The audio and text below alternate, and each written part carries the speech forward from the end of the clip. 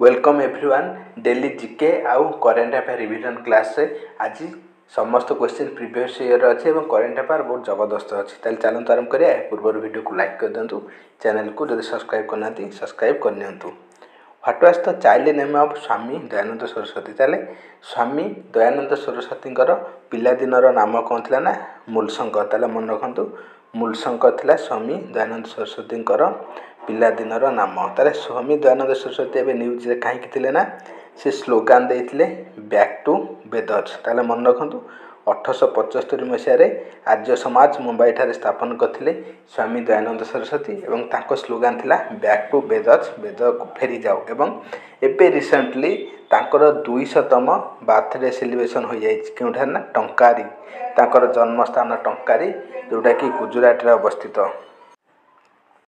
तांकर जन्मस्थान टंकारी जोटा मोरबी टंकारी जोटा कि गुजरात राज्य में अवस्थित।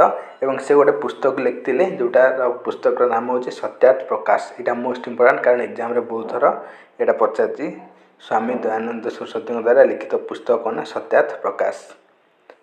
व्हेन भास्को डा गामा केम टू इंडिया। ताले भास्को डा गामा केबे भारत को आसी ना 1498 मसीहा मे 17 तारिख। मन रखु 1498 मसीहा मे 17 तारिख रे भास्को डा गामा जलपथरे भारत को आविष्कार करथिले एवं से कालीकट नामक स्थान रे पहुँची थिले।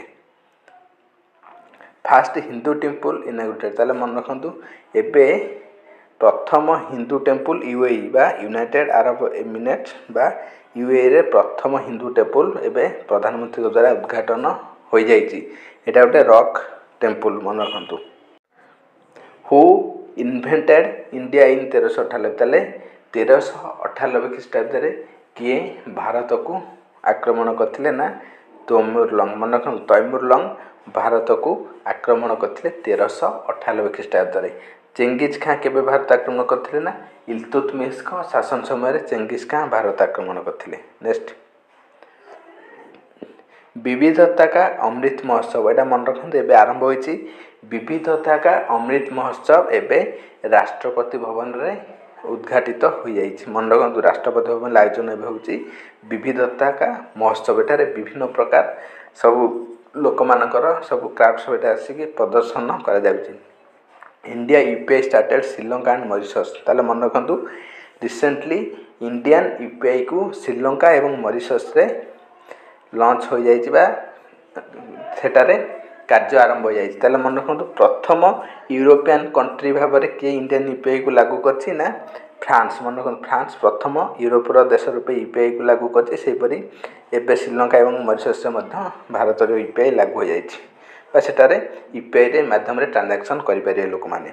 Who build the golden temple of Amritsar. ताले पंजाब रो अमृतसर ठारे जो गोल्डन टेम्पल अच्छी ताले गोल्डन टेम्पल टी को किए निर्माण करथिले ना गुरु अर्जन देव। ताले मन रखंतु पंजाब रो अमृतसर आथिबा गोल्डन टेम्पल गुरु अर्जन देव का द्वारा निर्माण करा जायछि।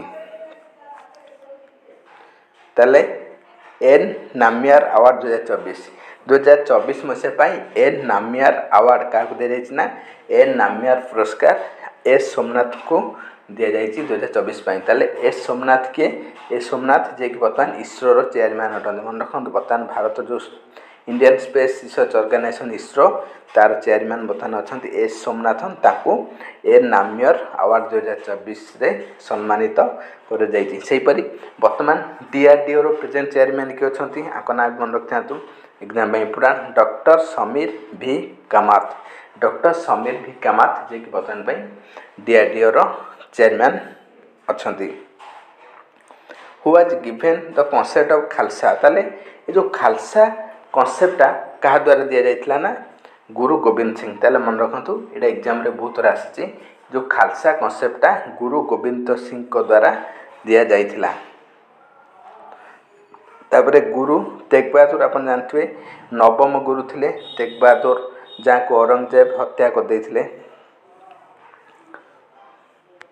Next international mother tongue day. ताले 21 फेब्रुआरी प्रति वर्ष 21 फेब्रुआरी को इंटरनेशनल मदर टंग डे बा विश्व मातृभूमि विश्व मातृभाषा दिवस 21 फेब्रुआरी को प्रतिवर्ष पालन करा जायଥାଏ। सेहीपरि Gupteswar biodiversity heritage site declare ताले ओडिशा रे जो अछि गोटे गुप्तेश्वर फॉरेस्ट से गुप्तेश्वर जंगल को बायोडायवर्सिटी हेरिटेज साइट रो मान्यता मिलछि। ताले गुप्तेश्वरटा केउठी ना कोरापुट जिले में मन रखु ओडिशार कोरापुट जिले में अच्छे गुप्तेश्वर जो गोटे गुप्तेश्वर शिव मंदिर अच्छी आप देखिथे गुंफा मध्य से मंदिरटी अच्छी गुंफा भितर से गुप्तेश्वर बायोडायवर्सिटी हेरिटेजटा से गुप्तेश्वर मंदिर पाखे गुप्तेश्वर जंगल अच्छी से जंगल को बायोडायवर्सिटी हेरिटेज मान्यता दी जाए।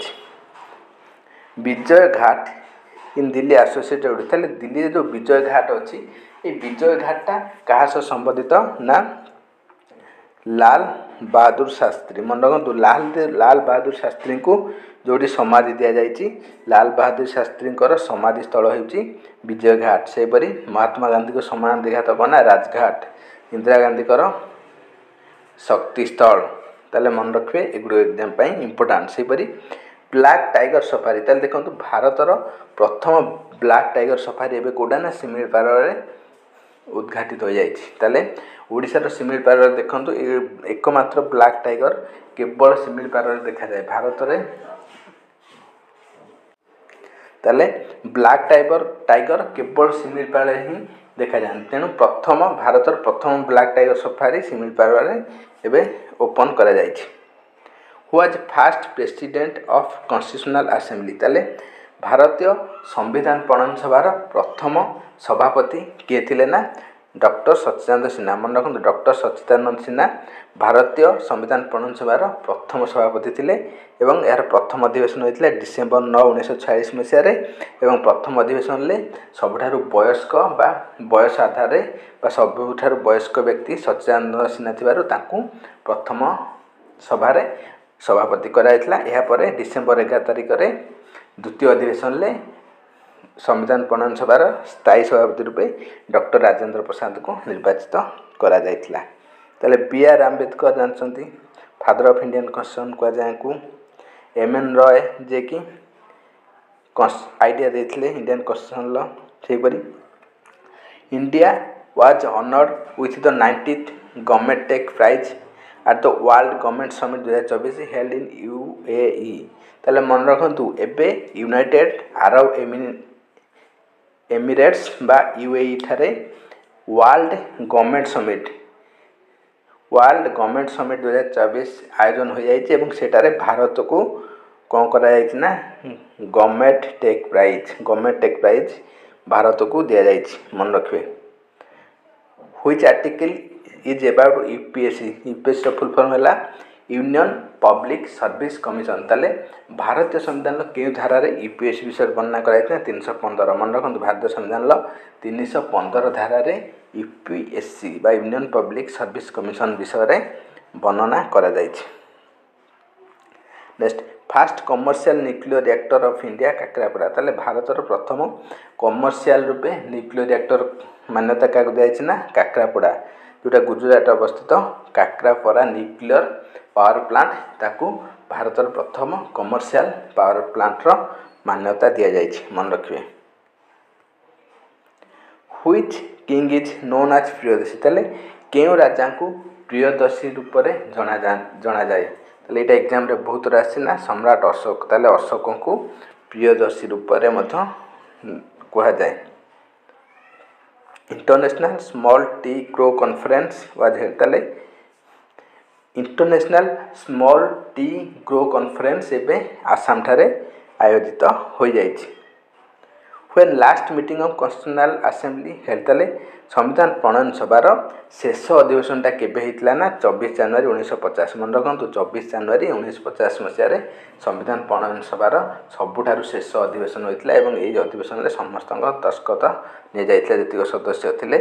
तापर 26 जनवरी 1950 रे संपूर्ण रूपे भारतीय संविधान को लागू करा जाइतिला। ताले 26 नवेम्बर 1949 रे आंशिक रूपे भारतीय संविधान को लागू करा जाइतिला। मात्र केतोटी धारा 24 नवेम्बर 1949 मसीह भारतीय संविधान प्रणयन सभा जे कि भारतीय संविधान गठन बा निर्माण समाप्त होइतिला। धन्यवाद फ्रेंड्स एवढी नुआ नुआ वीडियो पाई लाइक सब्सक्राइब शेयर करूँ। Thanks for watching take care bye bye.